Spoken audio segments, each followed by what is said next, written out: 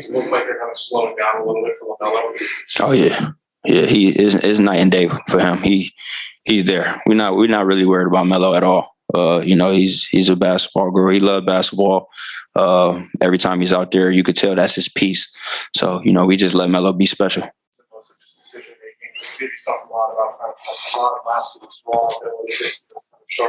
Yeah, that's all it is. It's just sharpening things up. You get your feet wet first year, and with his style of play, it comes with turning the ball over sometimes. But he helped us play fast and do everything, and he helped us go. He is our quarterback. But then, how much does it look like he did before he went down in LA? Because even when he came back, there was some limitations with the wrist. How much does it look like the guy you saw before that injury in LA? You could just tell he was hungry. I just remember we leaving LA and we went to, I want to say, San Antonio, and me, him, and Miles, we always together on the road. We kick it a little bit, and I just remember him. I just found out before everybody that his wrist was messed up, like he was done. And you could just tell, like a guy like him, you just see it on his face, how much he really loved basketball. And then on his way coming back, he talked about how much he wanted to be out there with us. So I'm glad. I mean, I know he's happy now that the progress he made on his wrist and everything is transitioning smooth for him. So I know he's just happy to be back out there with us. Where do you think you and LaMelo have to grow together as partners, as backcourt? Just keep playing with each other.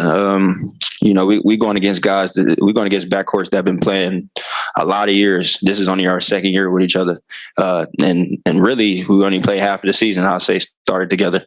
So, but when you got two guys that really respect each other, really love the game, really want to get better, and sky's the limit.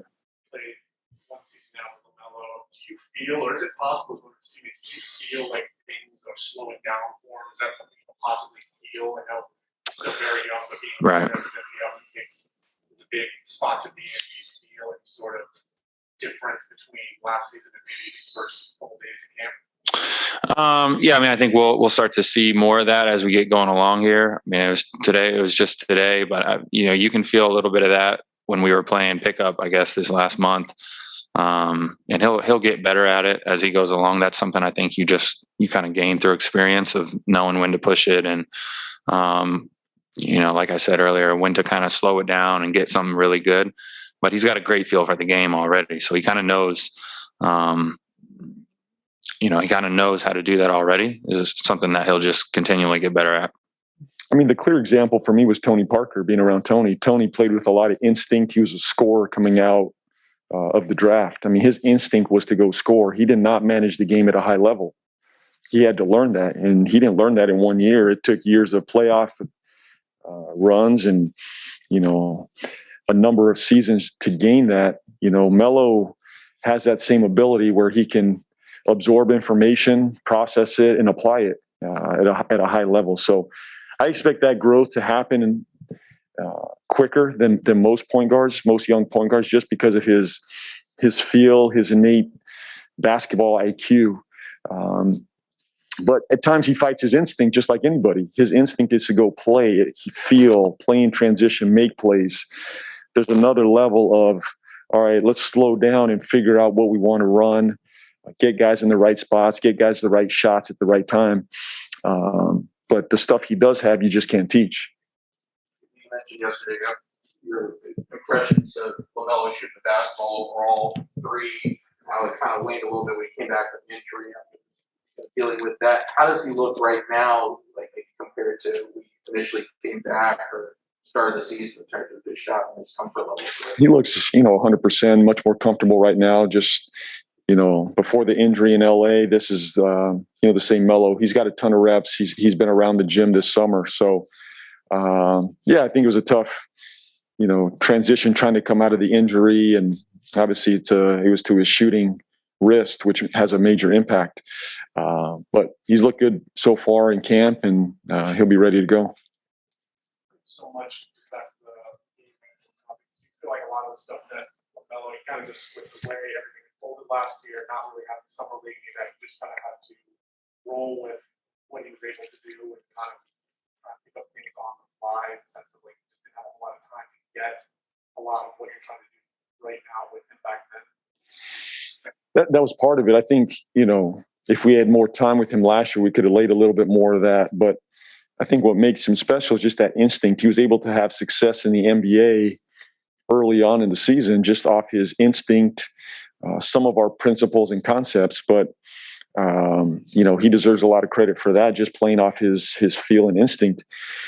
I think where the basketball IQ now has got to take the next step. And to me, that's about absorbing our system, knowing our system, and applying it now. And his instinct, as I said, is to go play and play off a feel, which is okay, but he's got to start to apply more of our concepts. And I feel much better now because we're going to have a full camp.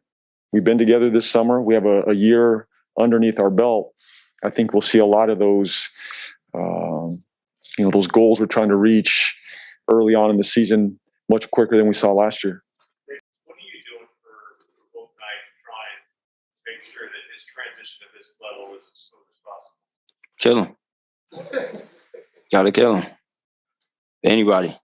It's because he a guy that he a guy that you can't take it easy on. Brooklyn kid, tough guy, can play. So you teach him all the little things, but you get after him in practice. You compete because he gonna appreciate that more than anything.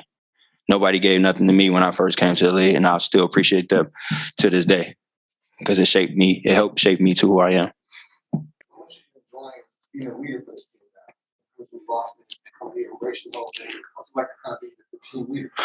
It's great. It's great because I got a great locker room, and I ain't dealing with guys where everybody feel like they know everything because I don't know everything, and I let everybody, live through their mistakes and stuff like that. I try to help when I can, but we got a great locker room, and it starts with that. When you got a great locker room, guys that want to get better, want to do things for the sake of the team, it's easier on the leader. How many people would show? Talking about how impressive it is, I'm sure you're planning everyone. Yeah. Think, 5, 10. So basically what I try to do was, summer league, I try to get down and see the young guys and, just show face around the organization. And, I felt like that was a big help, just letting them know, like, how important I still feel to this team. And once I showed face at summer league, right after I left Vegas, I sent a text out to everybody. Everybody got on it right away and was committed. Like, I'm there. And I didn't expect it to happen that fast, but it did. So that's how that happened.